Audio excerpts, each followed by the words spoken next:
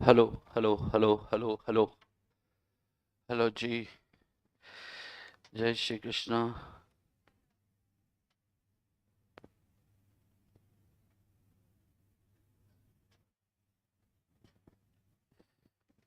बस ठीक है। आज तो कॉन्ट्रैक्ट ही चल रहा है इसमें सुबह वाले टाइम में तो आना पड़ेगा मेरे को। कहाँ अरे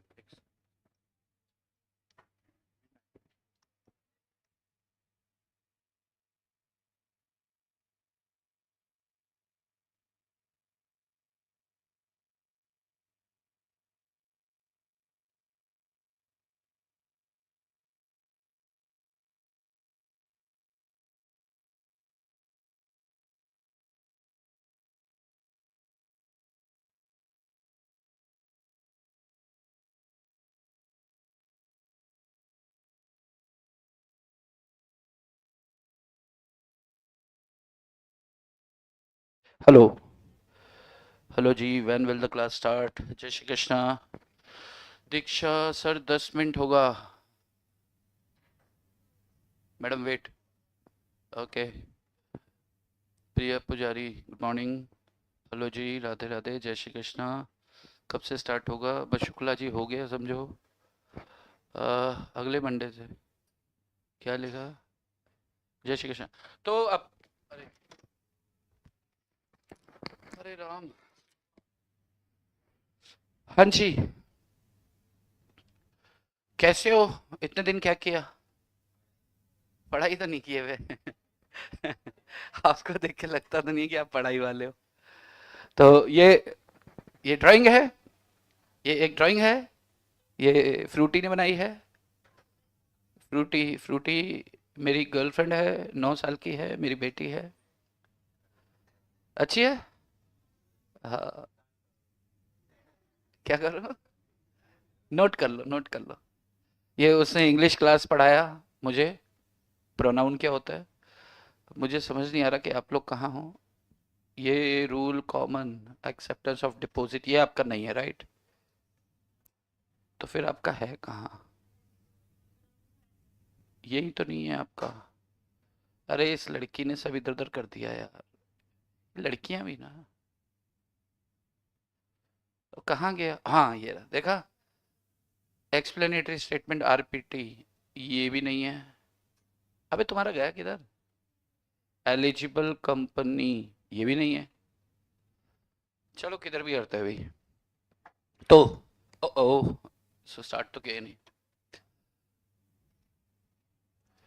चलिए तो शुरू करते हैं। जय श्री कृष्णा। किधर है केदारी? गाँव गया? वापस नहीं अभी तक? कल आएगा, अच्छा। और अब गर्मी लग रहा नहीं है आपको? तो एसी कब से चालू है, कितनी देर से चालू है?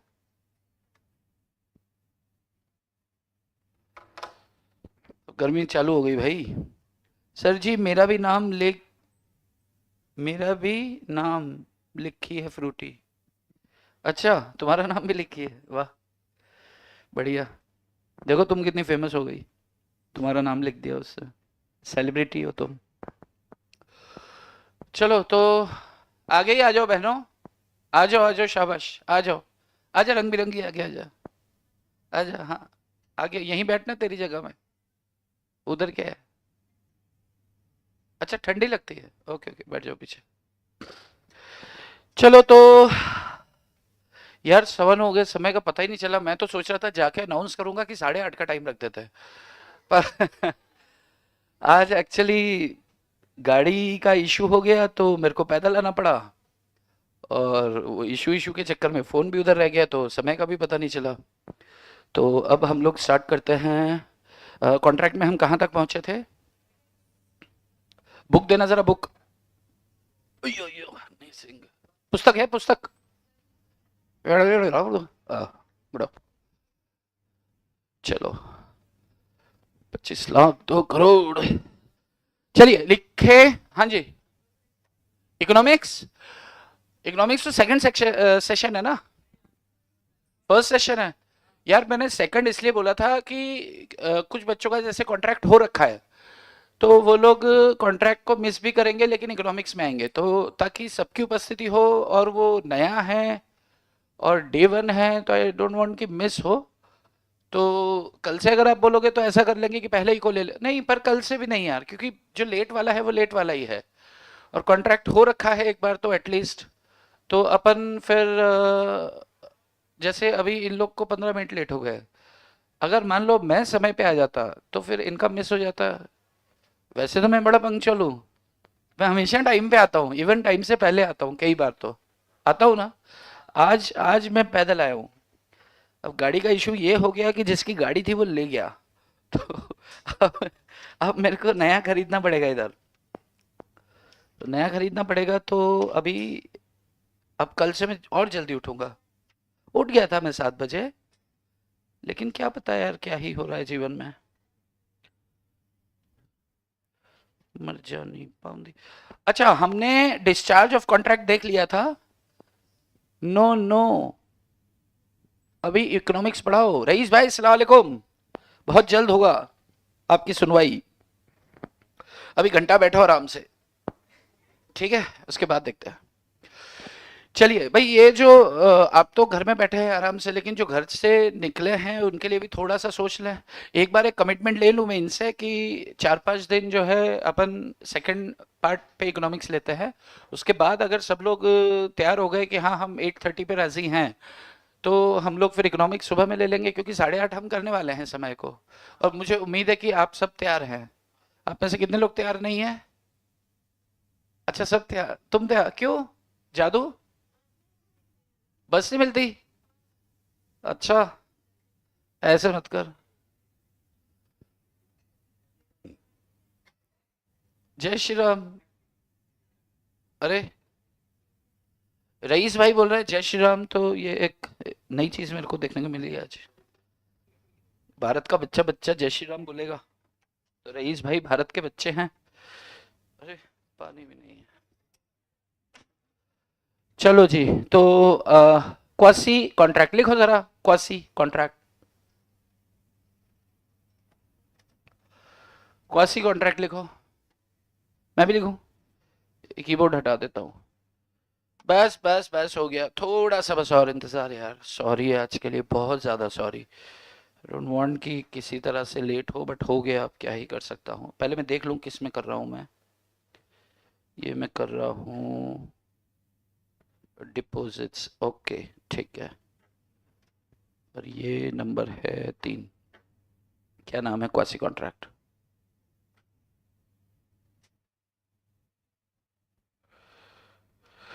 क्वासी कॉन्ट्रैक्ट क्या होता है? तो क्वासी कॉन्ट्रैक्ट कितने तरह के होते हैं फटाफट से लिखो, 5 बताता हूँ अभी क्या होता है ये। Necessity supplied to a minor. अरे यार, कहाँ गया? नेसेसिटीज सप्लाइड, ध्यान से लिख लेना, 4 नंबर का क्वेश्चन फ्लैट भी बन सकता है और केस स्टडी भी आ सकती है। सप्लाइड टू अ माइनर और पगला, माइनर और unsound mind.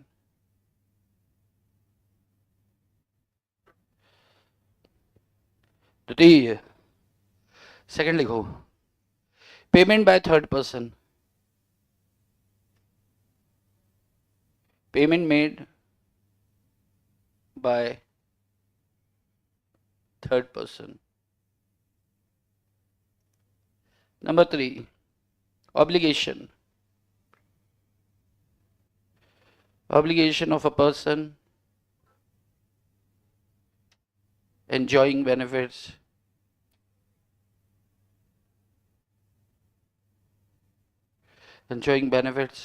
of non-grat act.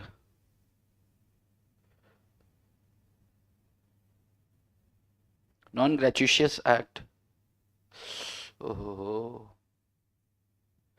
Number 4, responsibility of finder of goods. ये तुम्हारा आ गया हर्षदा, ये आ गया तुम्हारा माल का खोजी।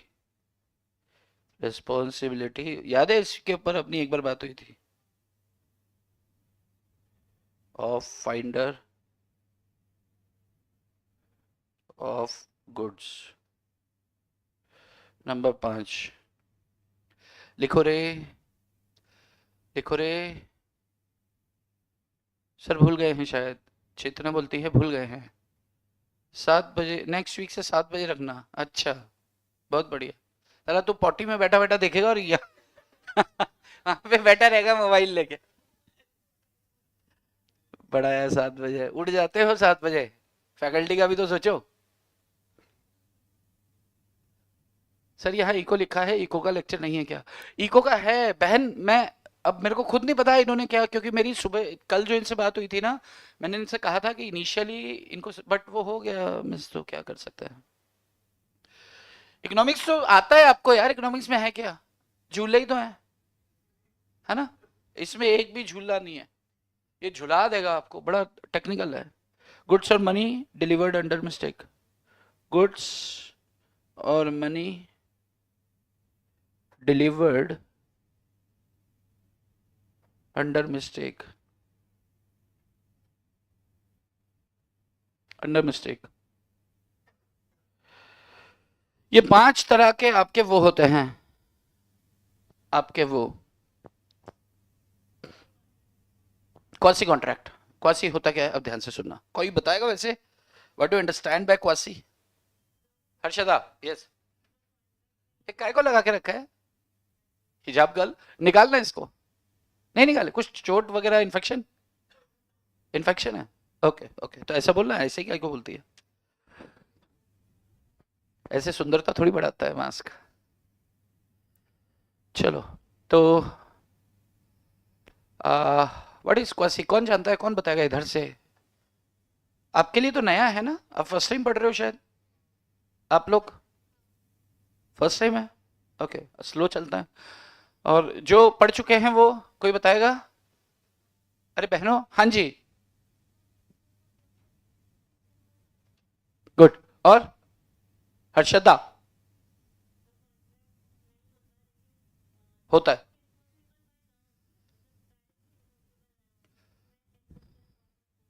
एक कॉन्ट्रैक्ट, बिल्कुल बिल्कुल एग्जैक्टली करेक्ट बोल रही हैं ये कह रही हैं कि कॉन्ट्रैक्ट होता नहीं है पर कॉन्ट्रैक्ट होता है।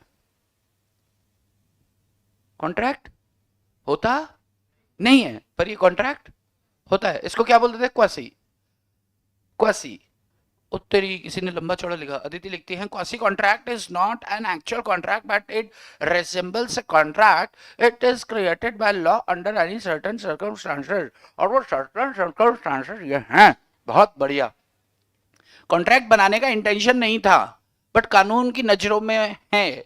बहुत बढ़िया, पूरा कॉपी और पेस्ट कर दिया, वाह। ओए तेरी, कोई कॉपी पेस्ट नहीं किया उसने साले, उसको आता है। ये लड़के लोग, लड़की लोग आंसर देंगी ना पूरे दिल से मेहनत से, तो लड़के लोग क्या बोलते हैं? कॉपी पेस्ट कर दिया। चलो, क्वासी, एक कॉन्ट्रैक्ट, क्वासी कॉन्ट्रैक्ट को समझने के लिए अपन को कॉन्ट्रैक्ट पता होना चाहिए क्या होता है। कॉन्ट्रैक्ट क्या होता है? An agreement which is enforceable by law. एक फोटो, एन एग्रीमेंट, ध्यान से सुनना, एकदम ध्यान से। An agreement, an agreement which is enforceable by law is called a contract. Agreement दो चीज से मिलकर बनता है, ऑफर और एक्सेप्टेंस। एनफोर्सिएबिलिटी में 4 चीजें हमने डिस्कस की थी, शायद आपको पता हो वो 4 चीजें क्या थी। कॉन्ट्रेक्चुअल कैपेसिटी होना चाहिए, अरे हाँ। दूसरा, लॉफुल कंसीडर, हाँ चलिए, फ्री कंसेंट होना चाहिए। तीसरा,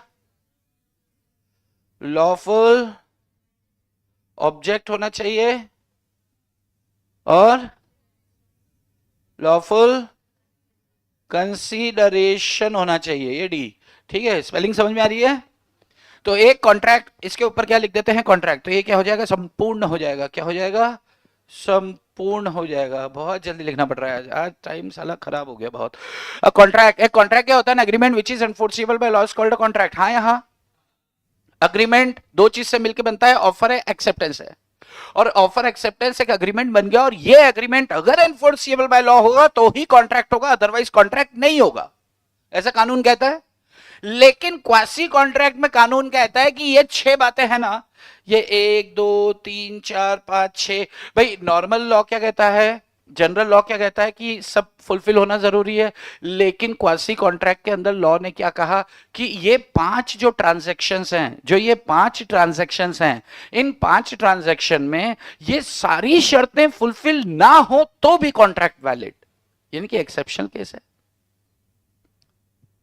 यानी कि क्या हो गया, एक्सेप्शनल केस है, यानी कि कोई ऐसा कॉन्ट्रैक्ट हुआ जिसमें ऑफर एक्सेप्टेंस नहीं हुआ या कंसीडरेशन तय नहीं हुआ, तो भी लॉ क्या बोलेगा, वैलिड है। कंसीडरेशन तय नहीं हुआ फिर भी लॉ क्या बोलेगा, वैलिड है। तो फिर कैसे तय, रीजनेबल तय कर लेंगे, अरे हाँ या हाँ, बराबर है क्या। तो क्वासी कॉन्ट्रैक्ट मतलब ऐसा कॉन्ट्रैक्ट जो कानून के द्वारा आप पर थोपा जाता है, फोर्स किया जाता है, आप अपने से उसे स्वीकार नहीं करते, बना नहीं रहे हैं आप उस कॉन्ट्रैक्ट को बना नहीं रहे हैं, या आप बना भी रहे हैं लेकिन ये शर्तें फुलफिल, एक बच्चे के साथ आपने कॉन्ट्रैक्ट कर लिया,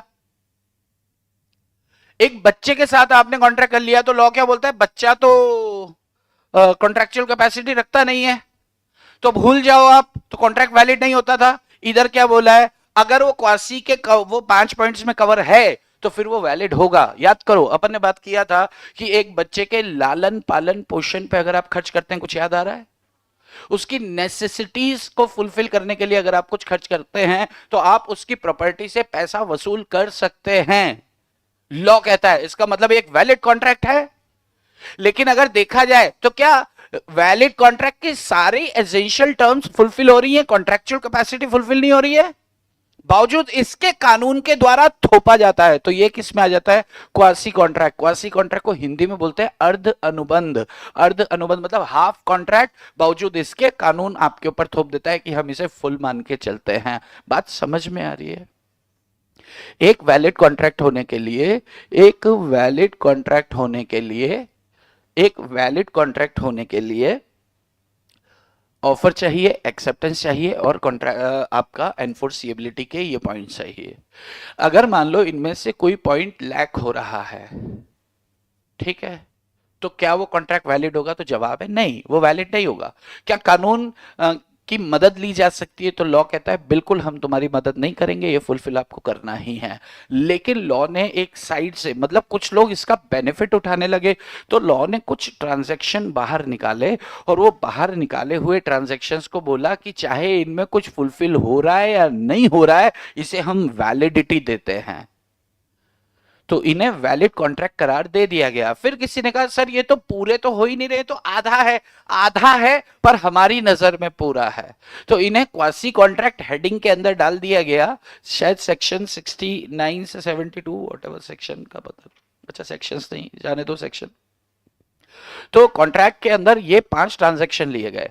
तो अब एग्जाम में क्वेश्चन, या तो फ्लैट क्वेश्चन आता है कि क्वासी कॉन्ट्रैक्ट से आप क्या समझते हैं, बताइए। तो आपको जब भी क्वासी बताना है उसके पहले कॉन्ट्रैक्ट बताना है जनरल, उसके बाद आपको बताना है कि अगर इनमें से कोई एक आधी टर्म फुलफिल नहीं होती है तो भी इसे वैलिड करार दे दिया जाता है, कानून के द्वारा इन्फोर्स कर दिया जाता है, फोर्स कर दिया जाता है, थोपा जाता है, तो इसे क्वासी। ये इसका ये बना क्यों कि किसी के खर्च पे किसी दूसरे बंदे को रईस नहीं बनने दिया जाएगा। You can't enrich yourself on the expense of others, ये सोच रही होगी। एक बच्चा है, बच्चे की लालन पालन पोषण पे आपने खर्च किया, यानी कि आप दया भाव रख रहे हो। बच्चे के पास 100 करोड़ की प्रॉपर्टी है, आपका बनता है 18 लाख रुपए, आपने 6 साल उसकी सेवा करी है। अब वो कहता है मैं तो तब बच्चा था, नहीं बच्चा था तो क्या हुआ, तेरी नेसेसिटीज के फुलफिलमेंट के लिए मैंने खर्च किया है, तो वो कोर्ट में जाके पैसे वसूल कर सकता है, चाहे वो बच्चे के लिए उसने किया हो या पगले के लिए किया हो। इसमें बच्चा और any person who is incapable of contracting, और इनकैपेबल ऑफ कॉन्ट्रैक्टिंग में पगला आ गया यहां, पागल। तो बच्चे के पास प्रॉपर्टी है, अच्छा उनके पास प्रॉपर्टी ना हो तो फिर आप ये सहमत मत उठाओ, क्योंकि आप व्यक्तिगत रूप से पर्सनली उससे तो नहीं ले सकते, लेकिन उसकी प्रॉपर्टी से तो वसूल कर सकते हो। अरे हाँ, तो पॉइंट नंबर 1 तो आपका खत्म ही हो गया। ये पता है इसको समय लगता है, लेकिन हमने शायद इसके ऊपर बहुत समय दिया था जब हमने माइनर पढ़ा था, तब अपन ने बात किया था कि necessities means necessities only, not luxuries.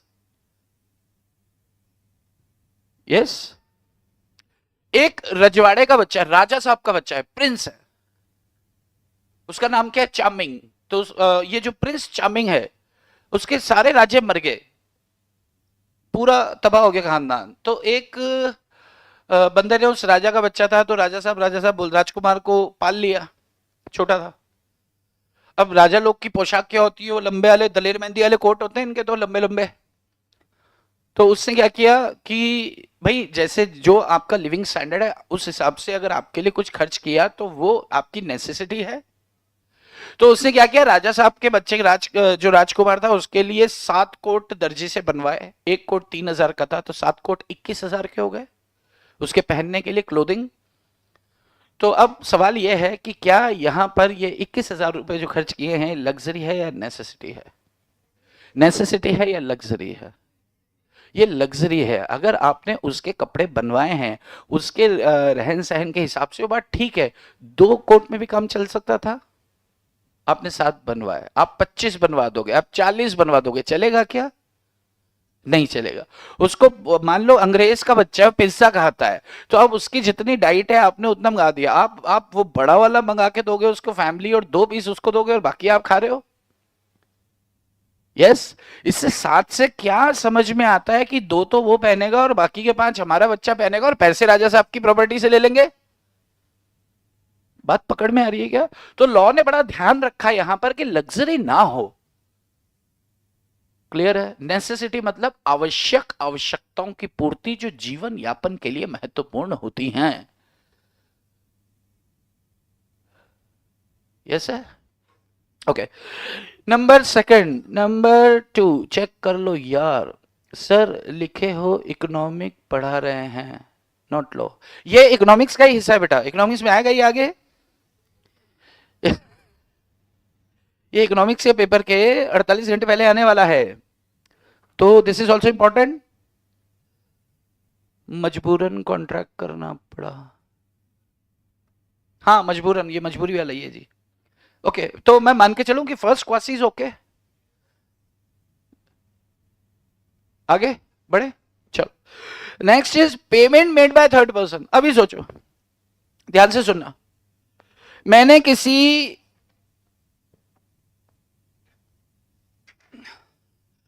किसी पार्टी को पेमेंट किया, वो पेमेंट करना मेरा जिम्मेदारी नहीं था।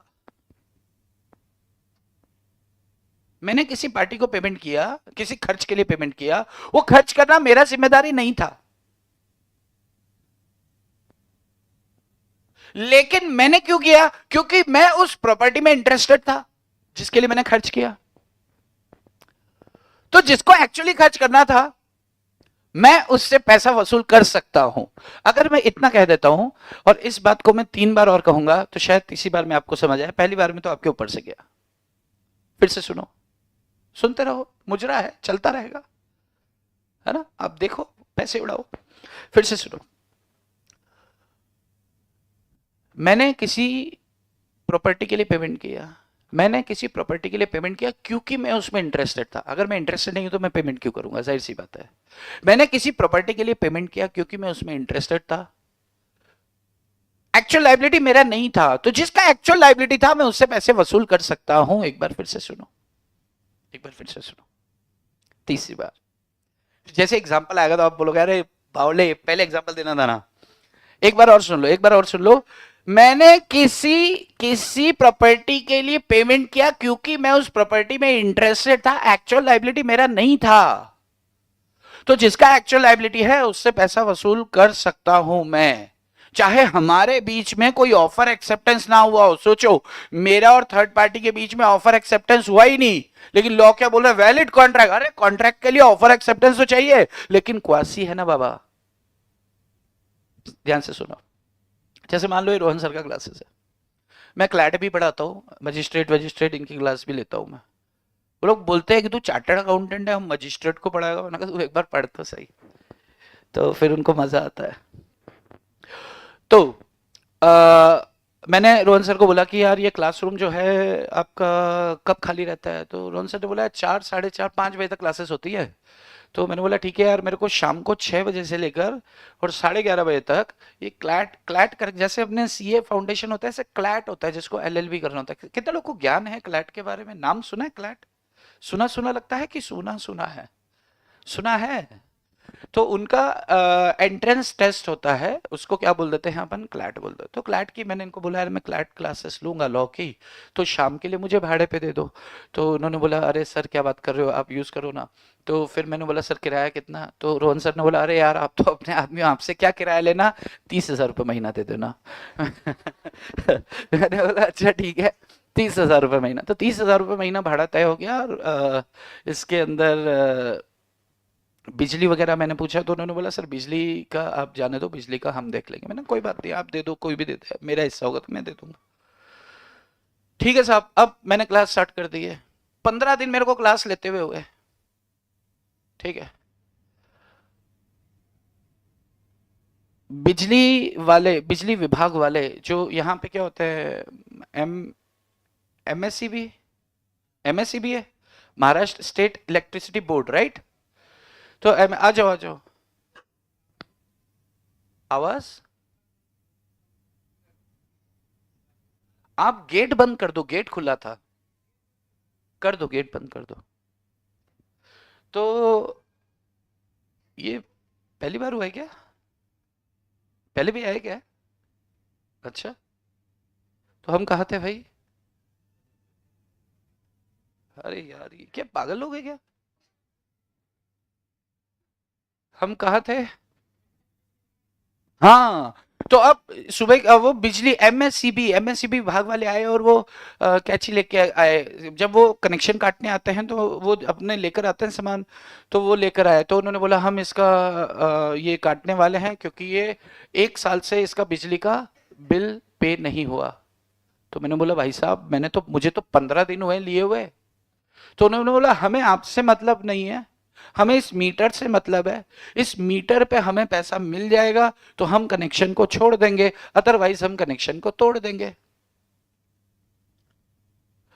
तो मैंने पूछा कितना आपका बिजली का बिल कितना बन रहा है? तो उसने बोला कि 28,000 रुपये हमारा बकाया है। मैंने बोला 28,000 इतना ज़्यादा? तो उससे बोला हाँ। तो फिर मैंने रोहन सर को फ़ोन लगाया बट उनका फ़ोन लगा नहीं। तो मैंने बोला भाई मत काट। तो उसने बोला कम से कम आधा पैसा तो जमा, जब आते हैं काटने तो बिना पैसा लिए छोड़ते नहीं है। तो उसने बोला कम से कम आधा पैसा तो देना पड़ेगा। 14,000 मैंने पे कर दिया।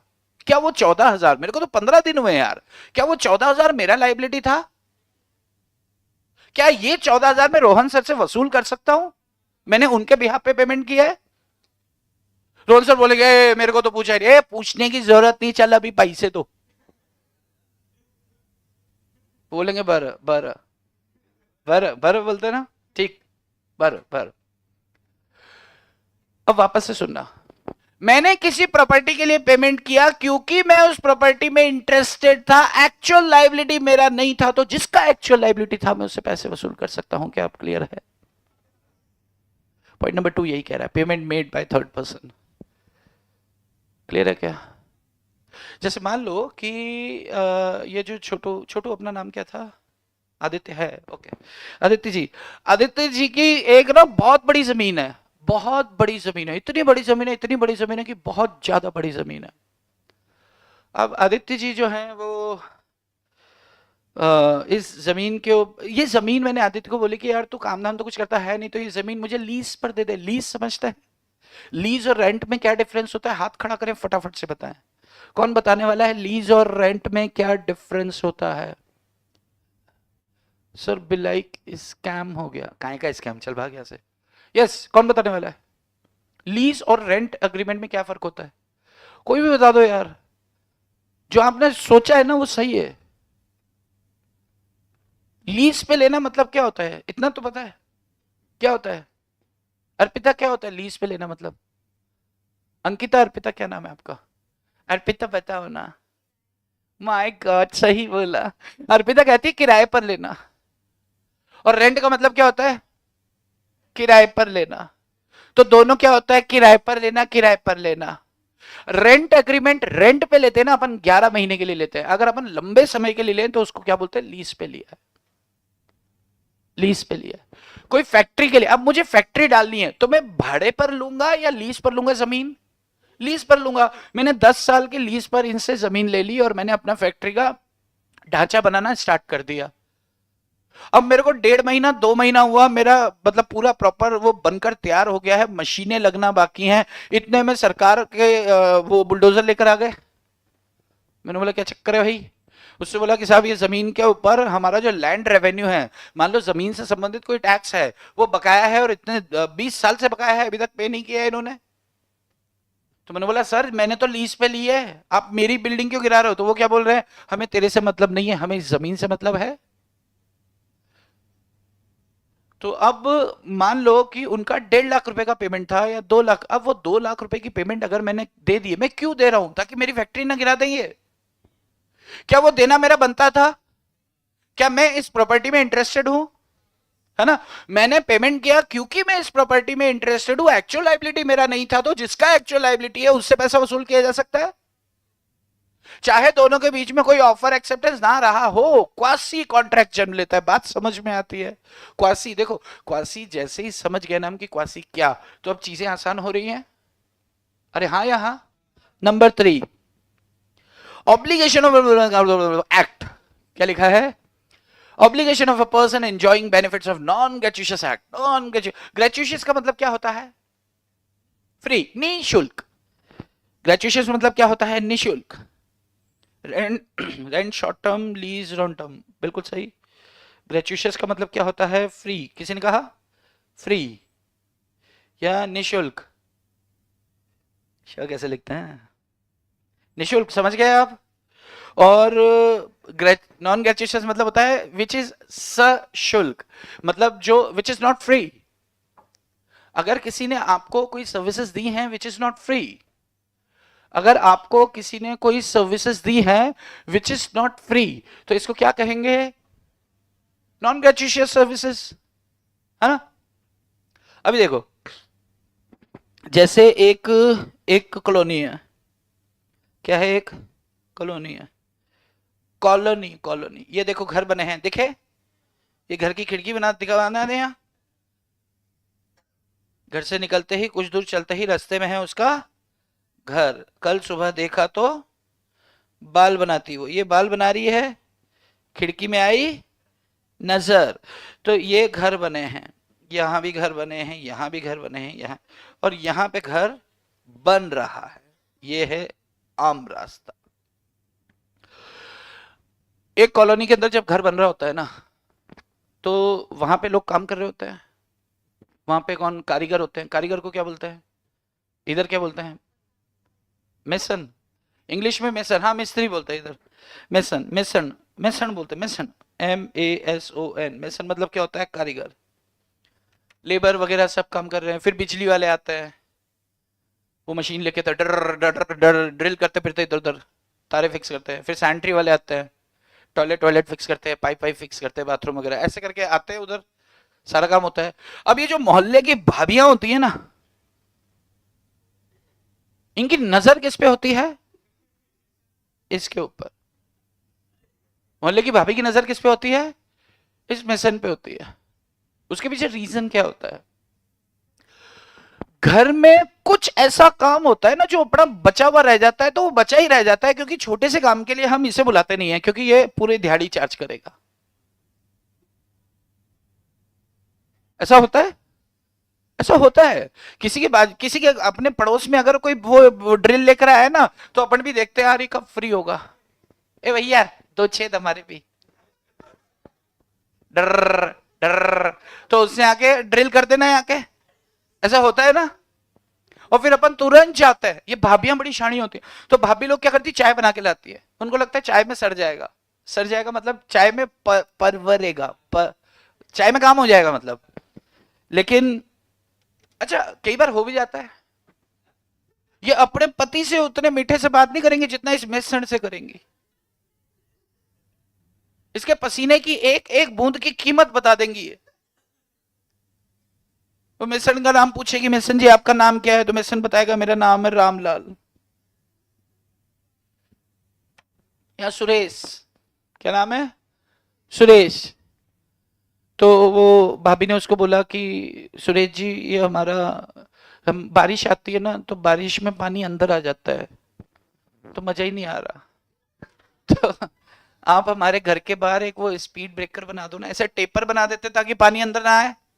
अरे कुछ घर ऐसे होते हैं ना जो एकदम नीचे हैं और पानी सीधा घुसा चला आता है, तो फिर ऐसे टेपर बना दो। तो उसने मेसन को बोला, कारीगर को बोला कि आप ये बना दो ना। तो उसने बोला हाँ भाभी मैं यहाँ से फ्री होके आता हूँ।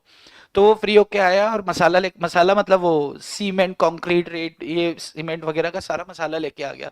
मसाला लेके आया और टेपर बनाया। वो तो भाभी भी साथ में बैठी हुई है ऐसे करके। अच्छा भाभी को पता नहीं, उस मुझे समझ नहीं आता कि वो क्या सीखना चाहती हैं। अपना काम तो बनता नहीं प्रॉपर, बट सीख रही है वो, बातें कर रही है, कितना मेहनत करते हो ना आप लोग, कितना ये करते हो ना आप लोग, ये है वो है, ओ हो। ठीक है साहब, वो हो गया। तो इतने में चाय लेके आई, चाय उसको पिला दी। तो अब उसने भाभी को बोला भाभी 400 रुपए। भाभी ने बोला किस बात के पैसे। आपने कहा क्या ये सर्विसेज फ्री हैं। अगले ने आकर अगर 1 घंटा आपको दिया है तो उस घंटे की कीमत वो वसूल करेगा। अरे हाँ, बात समझ में आ रही है। चाहे आपके बीच में कोई ऑफर एक्सेप्टेंस ना हुआ हो, क्या ये ग्रेचुशियस एक्ट था, क्या ये फोकट है क्या, नहीं है। तो ये ग्रेचुशियस एक्ट नहीं है, नॉन ग्रेचुशियस एक्ट है। चाहे आपके बीच में कुछ तय नहीं हुआ हो, लॉ क्या कहता है कि किसी और के एक्सपेंस पे आप एनरिच नहीं हो सकते, किसी और की मेहनत का आप पैसा नहीं खा सकते। तो यहां पर भाभी को पैसा देना पड़ेगा। और ऐसा ये हम जैसे होता है ना दिवाली, अपने घर होते हैं, घर घर में 2 गेट होते हैं। पूना में नहीं होते, लेकिन कुछ जगह पूना में भी होते हैं। हमारे उधर हर घर में दो दो गेट होते हैं। एक होता है एकदम बाहर, और एक होता है डोरबेल वाला। जिनके इंडिपेंडेंट घर हैं उनको पता होगा। जिनके इंडिपेंडेंट, जैसे गांव में तो होते ही है 2 गेट। एक तो मेन होता है बाहर, फिर बरामदा या कुछ पार्किंग होती है, उसके बाद फिर जाके अपना वो डोरबेल वाला टुंग टुंग होता है।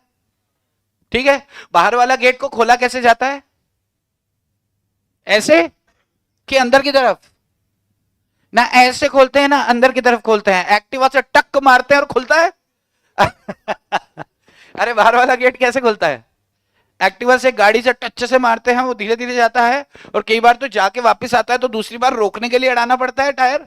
तो आपने क्या किया, आप ऐसे चलाते थे तो उसका ना पेंट था, वो पेंट धीरे धीरे उतरता गया।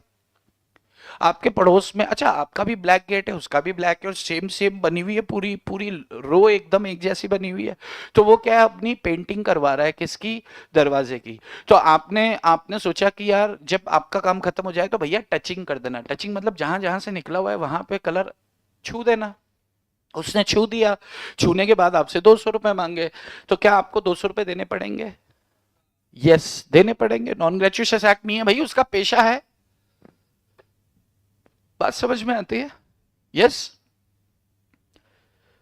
आप किसी मल्टी में रहते थे, उस मल्टी, चलो मल्टी में नहीं, आप किसी कॉलोनी में रहते हो, कॉलोनी में हर घर में, घर के ऊपर एक टंकी होती है सिंटेक्स, नाम आजकल ज्यादा सिंटेक्स ही चलता है, किसी भी कंपनी की हो सकती है। तो वो टंकी है, वो टंकी को साफ करना होता है हर महीने, 2 महीने, 3 महीने में एक आध बार तो टंकी को साफ करना पड़ता है, नहीं तो गंदा पानी आता है। तो हमारा चौकीदार है, चौकीदार का बच्चा है, उसका नाम है छोटू। छोटू को टंकी साफ करवाते हैं, वो 60 रुपए लेता है।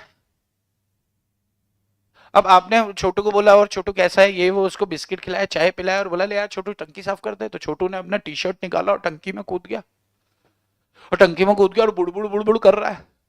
और एकदम से ऊपर आया, बोला कि हरामखोर अंकल जी कम से कम पानी तो खाली कर देते। तो नीचे से आपने नल चालू किया, पानी खाली हुआ, उसने वो सब किया, निचोड़ा, टी शर्ट वापस पहन के आपसे 60 रुपए। आपने बोला किस बात के साथ, तो पैसे देने पड़ेंगे कि नहीं, देने पड़ेंगे। तो इतनी सी बात है कि अगर आपने आपने कोई नॉन ग्रेचुशियस सर्विसेज का बेनिफिट लिया है तो यू हैव टू पे, whether there is any offer acceptance consideration declared or not, you have to pay means you have to pay. Clear है। Quasi contract number 3। Quasi contract number 5, goods और money delivered under mistake. अगर त्रुटि से, गलती से, अगर आपसे गलती से क्या हो गया है, कोई सामान किसी के पास छूट गया है तो आप वापस ले सकते हो। तो इसमें नई बात क्या है, ये अभी पुच्चू सा है, इसमें कुछ टेक्निकल कहानी है नहीं। तो अच्छा, कितने लोग ऐसे हैं जो बारिश में छाता इस्तेमाल करते हैं, अम्ब्रेला। सभी करते हैं, कितने लोग नहीं करते हैं? अच्छा ये बताओ, अम्ब्रेला कभी यूज करते क्या अपन? अच्छा अपन ऐसा होता है ना कि बारिश में अपन निकले और छाता लेकर निकले और अपन मान लो किसी साइबर कैफे या किसी भी जगह गए, वहां ट्यूशन पढ़ने चले गए, वहां काम था या वो काम अपन ने निपटाया आधे घंटे 15-20 मिनट में, और देखा तो बाहर धूप है, बारिश एकदम बंद हो चुकी है, एकदम सूख भी गया, तो जनरली ये होता है कि हम ये भूल जाते हैं कि हम छाता भी लाए थे, तो हम छाता वहीं छोड़ के आ जाते हैं। ऐसा कितने लोग के साथ हुआ, ईमानदारी से बताओ? बहुत लोग के साथ होता है। तो अब ये छाता उसी का हो गया कि आप वापस ला सकते हो, तो ले आओ, ये कह रहा है। अभी कोई बात हुई, आपने पेट्रोल डलाया 500 रुपए का, आपने उसको 500 रुपए दे दिया, 4 दिन आपने गाड़ी को घुमाया, पेट्रोल हो गया खत्म। फिर आप गए, आपने पेट्रोल डलाया 200 रुपए का, आपने 500 रुपए उसको दिए, और उस दिन आपको बहुत जल्दी थी क्योंकि आपको कोई काम ही नहीं था। जब अपने को कोई काम नहीं होता तो अपने को बहुत जल्दी होती है, तो आपको कोई काम नहीं था इसलिए आपको बहुत जल्दी थी, आपने पेट्रोल डलाया और आप भाग गए। ऐसा होता है ना, चेंज लेना भूल जाते हैं, कितने लोग भूले हैं कभी चेंज लेना? भूलते हैं, बहुत सारी जगह नहीं भूलते, मैं तो बहुत जगह भूलता हूं भाई। अब वो 300 रुपए अपने उसके पास है, अंडर मिस्टेक हमारा फंड्स अपना पैसा उसके पास है, तो क्या हम उससे वापस ले सकते हैं? यस सुनो, पेट्रोल पंप वाले से, अरे हाँ या हाँ? हाँ, हमें वो पैसा वापस लेने का अधिकार है। आपके अंदर से मन मचल रहा होगा कि प्रूव कैसे करेंगे, बात प्रूव कैसे करेंगे कैसे नहीं करेंगे वाली बात नहीं है, बात यह है कि क्या आपको वो पैसा पुनः प्राप्त करने का, वापस प्राप्त करने का, वापस रिसीव करने का, रिसीव बैक का क्या आपको राइट है, अधिकार है? तो जवाब है हाँ। ये बोलता है क्वासी कॉन्ट्रैक्ट नंबर 5। अब बचता है quasi contract number 4। This is finder of goods, माल का खोजी। बिक जाऊंगा पर अम्ब्रेला यूज नहीं करूंगा, बिक जाऊंगा पर अम्ब्रेला यूज नहीं करूंगा। बिक जा, भाव बोल, इधर बहुत लड़के बैठे, तेरे को खरीद लेंगे, खरीद लोगे ना? ये छोटे मोटे काम किया करेंगे। चलो, मैं तो पैसे देना भूल जाता हूं, ये और अगली लाइन भी लिख दे कि बहुत मार भी खाता है वहां पर, पकड़ के लिटा लिटा के दुकानदार मारता है, तेरे पैसे की साले आ जा। चलो, बदमाशी कर रहा है लड़का ये। चौधरी पहले ही एग्जाम्पल दे दिया, पहले ही एग्जाम्पल दे दिया, सर भी लाइक स्कैम हो गया। कौन सा वाला एग्जाम्पल दे दिया पहले? Rent short term long term, मैं तो पैसे देना भूल, चलो छोड़ो खैर। फाइंडर ऑफ गुड्स क्या होता है? माल का खोजी। माल का खोजी मतलब जिसको माल मिल जाता है। आपको क्या मिल गया? माल मिल गया। क्या मिल गया? माल। आप खुश हो?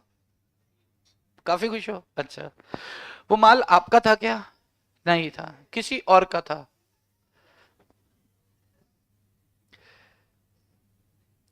तो आपकी क्या ड्यूटीज क्या है,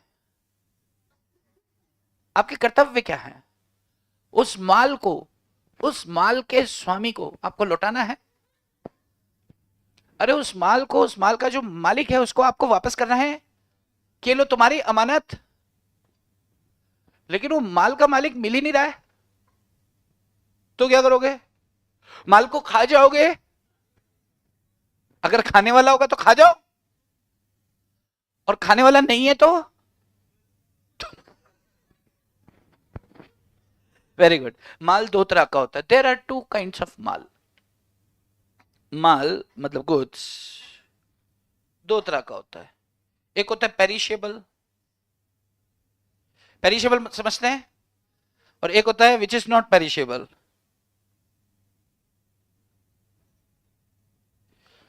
पेरिशेबल और नॉन पेरिशेबल। पेरिशेबल क्या होता है? ऐसा माल जो फटाक से खत्म करना पड़ेगा, ऐसा माल जो पेरिशेबल, पेरिशेबल का मतलब होता है पेरिशेबल, पेरिशेबल मतलब पेरिश, क्या? जो जल्दी खराब हो जाता है, हाँ वही तो, जो जल्दी खराब हो जाता है। जैसे कि टमाटर, टमाटर कितने, 2 दिन चल जाएंगे बस। अरे टमाटर कितने दिन चलते हैं? 1 दिन, मैक्सिमम 2 दिन। फ्रिज में रखो तो 7 दिन, और फ्रिज नहीं हो तो 2 दिन, मैक्स 2 दिन। अंडे, अंडे भी 10 एक दिन तो चल ही जाते होंगे, के खराब हो जाते हैं अंडे। फिर अंडे का मेरे को नहीं पता, वैसे हो जाते हैं ना खराब। हाँ भाई, उसमें से आवाजें आने लग जाए। भाई आप कितने लोग नॉन वेजिटेरियंस हैं? आप नॉन वेजिटेरियन हैं, अंडे भी खाते हैं? अंडे मत खाया करो यार। आप चिकन खाते हो, खाओ, अंडे नहीं खाना चाहिए। भ्रूण हत्या है ये। क्या है?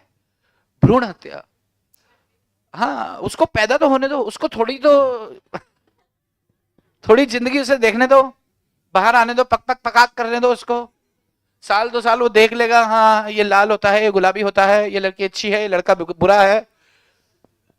उसके बाद यहां जाऊंगा तो ये अंकल जी डांटते हैं, इधर जाऊंगा तो मारते हैं, इधर जाऊंगा तो ये बहुत प्यार करते हैं। फिर उसके बाद आप उसे खा जाओ, लेकिन अच्छी बात नहीं है। नॉनवेज खाना अच्छी बात थोड़ी है यार, जीव हत्या है, बिल्कुल नहीं खाना चाहिए। मैं तो कभी नहीं खाता हूं जब तक मैं पब में ना हूं, अदरवाइज मैं नहीं खाता हूं। भाई मैं बिल्कुल इस चीज के खिलाफ हूं, जीव हत्या बहुत गलत है, नहीं खाना चाहिए।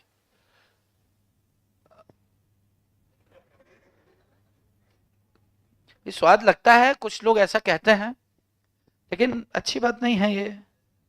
अंडे तो पक्का नहीं खाता हूं मैं, अंडा सिर्फ आमलेट खाता हूं मैं, वो भी ब्रेड के साथ हो तो खा लो, अदरवाइज यार उसको पैदा तो होने दो। चलिए पेरिशेबल, तो पेरिशेबल मान लो मेरी मम्मी ने उससे कहा कि सुनो, मैंने बोला कहो। मम्मी ने कहा एक काम करो कि आज ना हम टोमेटो केचप बनाएंगे घर में, घर पे ही बनाते हैं कुछ लोग, है ना। मेरी माँ को भी शौक चढ़ा कि हम भी बनाएंगे। ठीक है, मैंने क्या करना है कि 20 किलो टमाटर ले जाके, मेरे हाथ में 2 थैले दिए, एक इस हाथ में, एक इस हाथ में। मेरी माँ ने बोला जाओ 20 किलो टमाटर लेकर आओ। मैं 20 किलो टमाटर लेने के लिए निकला, दोनों हाथ झुलाते झुलाते जा रहा हूँ। मैंने बोला कि भाभी जी टमाटर क्या भाव दिए? उससे बोला 10 रुपए किलो। मैंने बोला 20 किलो चाहिए, सही सही लगाओ। तो उसने बोला 7 रुपए में लगा देंगे। तो उसने 7 रुपए के हिसाब से मुझे 20 किलो, 10 किलो इस थैले में, 10 किलो इस थैले में दिए। वो थैले झुलाता झुलाता जा रहा हूँ, गाना सुनता सुनता जा रहा हूँ, जाके बोला मैंने, लो मम्मी। मम्मी ने बोला टमाटर किधर है? मैंने बोला ये क्या है? कि ये तो हैंडल है, थैला किधर गया? मैंने कहा तेरी, ये तो टूट गया, गिर गया कहीं। अब मैं वापस आया हूँ और आकर देखा तो वहां पर मुझे टमाटर नहीं मिले। वापस आया हूं, वहां पर आकर मैंने देखा तो मुझे टमाटर नहीं मिले। तो मैं घर आ गया। आदित्य, ये एक सीन था। पिक्चर में होता है ना, अलग अलग फ्रेम होते हैं। दूसरा फ्रेम कि उस समय क्या हुआ, जब थैला गिरा तो ऐसे गिरता हुआ दिखा, और वहां पर फिर आदित्य ने आया, आदित्य ने देखा, आदित्य ने इधर देखा, इधर देखा, आगे पीछे सब जगह देखा, ढूंढा इससे कि किसी के हों तो उसे दे दूं, लेकिन नहीं। तो फिर ये थैले उठा के घर ले गया। अब वो 10-20 किलो टमाटर थे ना, तो 20 किलो टमाटर, अब इसके फ्रिज में इतनी जगह तो है नहीं कि भाई ये अपना सामान बाहर निकाल के टमाटर रखेगा अंदर, थोड़ी बहुत जगह होती है। तो मान लो कि इसने 3 किलो तो क्या किया, फ्रिज में रख दिए। फ्रिज की स्पेलिंग क्या होती है? फ्रिज में रख दिए 3 किलो। उसके बाद 7 किलो ये खा गया,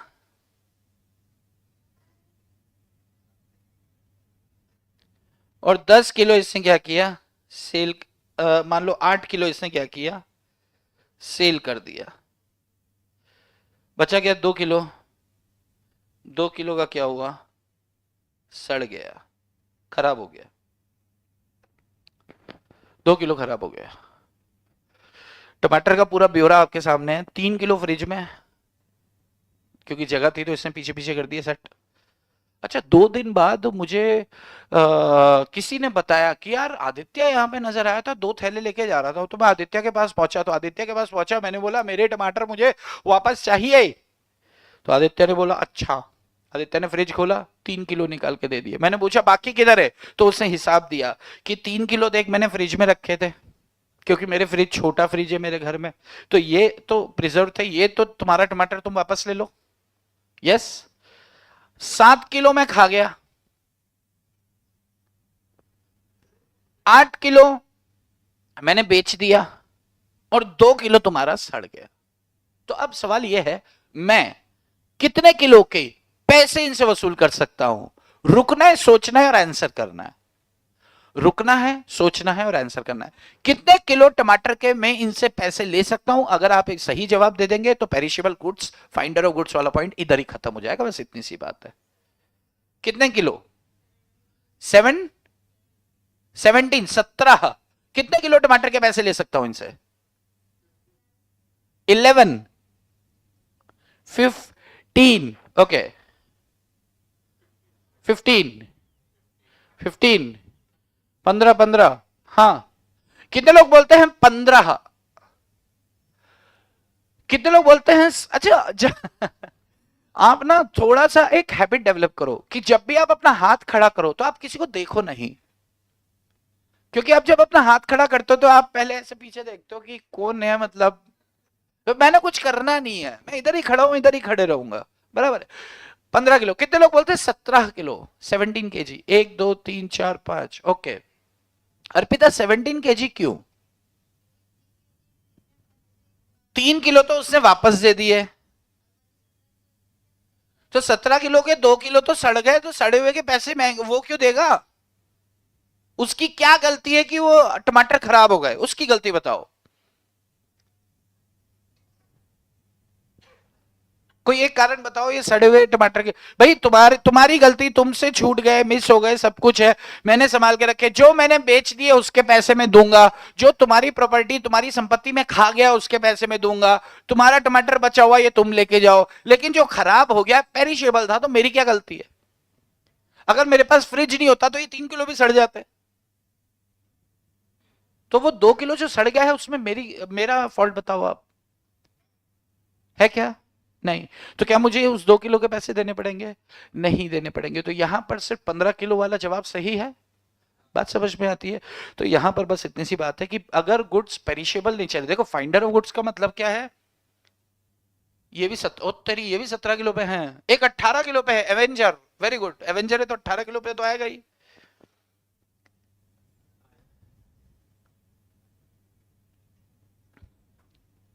उसकी गलती कि वो 2 दिन बाद आया, पगला है, हाँ पगला तो है वो। अरे 18 किलो कहां से ले आए एवेंजर? अच्छा ये 15 + 3 18, तो ये एवेंजर बाबू, ये 3 किलो टमाटर ले लो, उसके पैसे मत लो, ठीक है? चलो क्लियर है पेरिशेबल वाला सीन। माल दो तरह का होता है, एक होता है पेरिशेबल, एक होता है नॉन पेरिशेबल। पेरिशेबल का मतलब होता है जो जल्दी नाशवान प्रकृति का माल होता है, नाशवान जिसका नाश हो जाएगा, सर्वनाश हो जाएगा, विनाश हो जाएगा। कितने समय में हो जाएगा? थोड़े से समय में, 1 दिन 2 दिन मैक्स 3 दिन। दूध होता है ना, दूध, दूध, दूध, तो ये जो दूध होता है ये भी पेरिशेबल होता है। अरे हाँ, यहाँ अगर आपने उसका पैसा दिया, उसका पैसा या तो कटाओ नहीं तो दूध फटाओ, दूध फट जाएगा। अरे हाँ, यहाँ ओके। सेकंड होता है नॉन पेरिशेबल। नॉन पेरिशेबल का मतलब होता है विच इज नॉट पेरिशेबल, जो खराब नहीं होने वाला है। मान लो कि मेरे मेरे पास एक भैंस है। भैंस समझते हैं क्या? भैंस मासी, जैसे गाय क्या होती है? माँ। तो भैंस क्या होती है? मासी। तो हम सब किसका दूध पीते हैं? मासी का पीते हैं कि माँ का पीते हैं? हम मासी का दूध पीते हैं। भाई मेजोरिटी इंडिया में कहने को माँ गाय है, लेकिन दूध किसका चलता है? मासी का ही चलता है।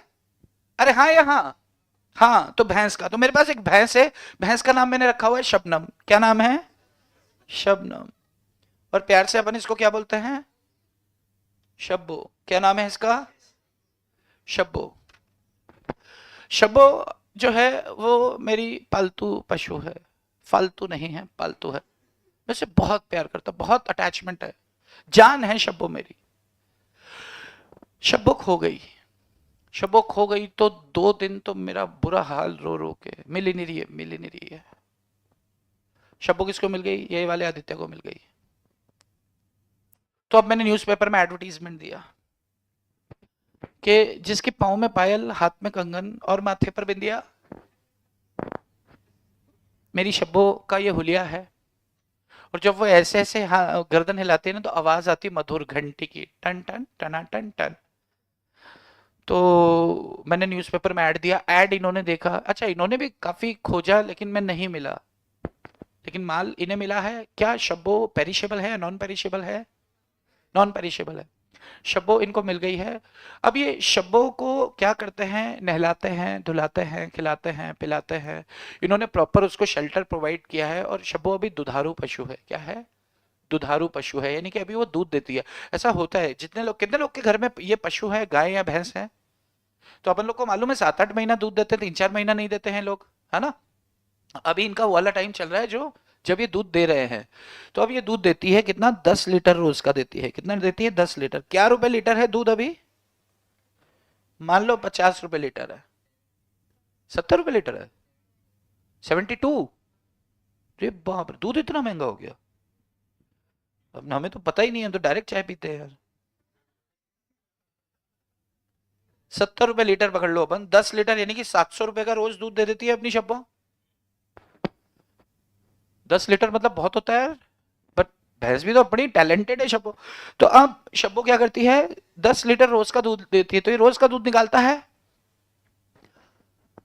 और 1-2 लीटर यूज कर लेता है, बाकी जो है वो बेच देता है, बेच के पैसे अर्न करता है। 4 दिन 5 दिन बाद में इसके पास पहुंचा, 5 दिन बाद में इसके पास पहुंचा, तो मैंने बोला मेरी शब्बो, इन्होंने बोला जी जी बिल्कुल आपकी शब्बो, आप ले जाओ। तो फिर मैंने इनसे कहा, इन्होंने मुझसे कहा, आदित्य ने, कि मैंने इसको रखने के लिए मैंने एक शेल्टर का जो भी बनाया करा ये वो, यानी कि इन्होंने शब्बों को खिलाया पिलाया, 5 दिन रखा। यस। तो उसका इन्होंने बोला कि मुझे 2,000 रुपये मेरा खर्च हो गया है आपकी शब्बों को संभालने में, तो 2,000 मुझे दे दीजिए। क्या वो 2,000 मुझे इनको देना पड़ेगा? यस और नो?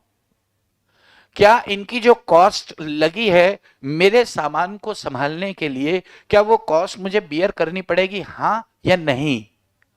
अरे हाँ या नहीं? हाँ। फिर मैं इनसे बात करूंगा कि तूने भी तो मेरी शब्बों का दूध पिया, क्या मैं अपनी शब्बों के दूध का वसूली से कर सकता हूं? यस। शब्बों का कितने दिन, 5 दिन हो गए थे, 5 दिन के 3,500 मेरा हिसाब बनता है।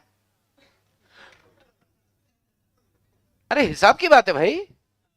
अगर आप उसे 2,000 का खिला पिलाने का आप मुझे गिना रहे हो, तो भाई उसका जो दूध निकला है उस दूध पर मेरा अधिकार होगा या इनका होगा? माल के स्वामी का अधिकार होगा, ऑनर ऑफ गुड्स का होगा।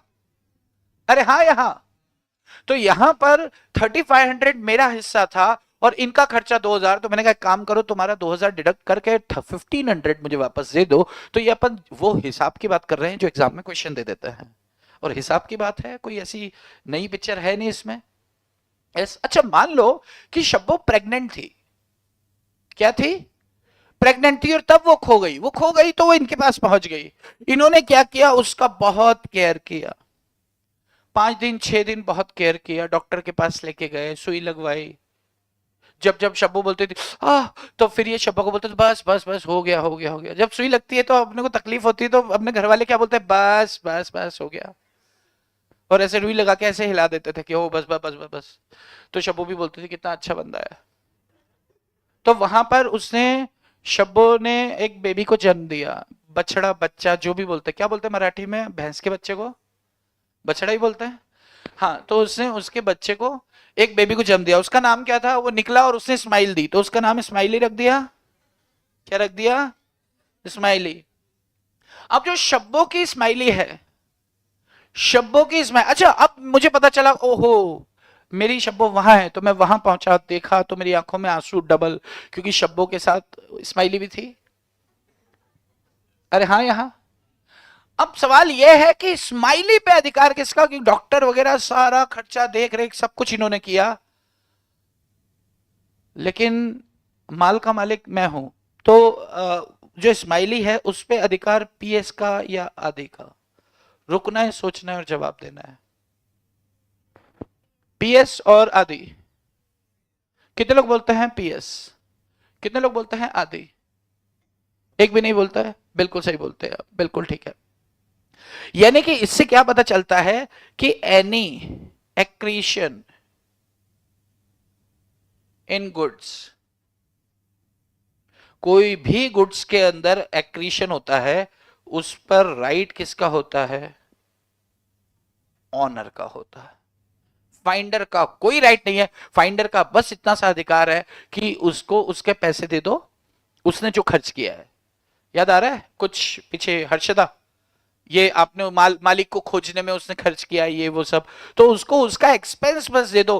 क्यों कह रहा है लॉ ऐसा? लॉ ऐसा इसलिए कह रहा है क्योंकि ये क्या है, आपका क्वासी कॉन्ट्रैक्ट है। दोनों के बीच में कोई ऑफर एक्सेप्टेंस नहीं हुआ कि तुम मेरे गाय को संभाल के रखो, मैं तुम्हें तुम्हारा जो खर्चा होगा दूंगा, ऐसी कोई बात नहीं हुई। मान लो मैं शप्पो लेने गया आदित्य के पास, आदित्य ने बोला कि मेरा 9,000 का खर्चा हुआ। मैंने बोला मैंने थोड़ी बोला था खर्चा करो, क्यों करा तुमने, लाओ मेरी भैंस वापस दो। तो कोर्ट क्या बोलेगा, अरे वाह आप पैसे दो उसको पहले। तो मैंने बोला सर मैंने थोड़ी बोला था इसको कि मेरी भैंस को संभाल, नहीं तूने बोला था चाहे नहीं बोला था, क्वासी कॉन्ट्रैक्ट है। सीन समझ में आ रहा है? ओके, तो this is all about of what, finder of goods, responsibility of finder of goods. तो रिस्पॉन्सिबिलिटी क्या है उसकी, कि उस माल की बिल्कुल वैसे सेवा करे जैसे कि उसका अपना माल हो। दूसरे के माल को आप दूसरे के गुड्स को आप बिल्कुल ऐसे मान के चलो जैसे कि वो आपका अपना गुड्स हो। बात समझ में आती है क्या? यस उसको पराया नहीं समझना, उसको क्या समझना है, बिल्कुल अपना। अगर आपका अपना माल होता तो आप उसके साथ कैसे बिहेव करते, बिल्कुल आपको वैसे ही दूसरों के माल के साथ भी बिहेव करना। बात समझ में आती है क्या? अगर इतना समझ में आता है तो this is all about of what, quasi contract. तो क्वासी कॉन्ट्रैक्ट पे अगर डायरेक्ट क्वेश्चन आए तो दो दो लाइन सब पे लिख सकते हैं, और अगर इनके अंदर कोई केस स्टडी आती है तो मेरे ख्याल से आसान है। अरे हाँ या हाँ? तो इसको आप एक बार गो थ्रू करना। आज के लिए इतना ही रखते हैं। आपका ये क्या बोलते हैं इसको, कॉन्ट्रैक्ट। और फिर हम आगे चर्चा, कल 8:30 बजे नहीं आना है, कल 9 बजे ही आना है। उसके बाद फिर मैं 8:30 के लिए आपको अनाउंस कर दूंगा। जो लोग चलो उसके ऊपर अब बाद में बात करेंगे, क्योंकि अब 10:20 यार ऐसे टाइम निकलता जा रहा। चलो तो आज के लिए इतना ही, आपकी शाम खूबसूरत हो, बाकी चर्चा करेंगे हम कल। चलिए जय श्री कृष्णा, नमस्ते जी, बाय बाय। नमस्कार।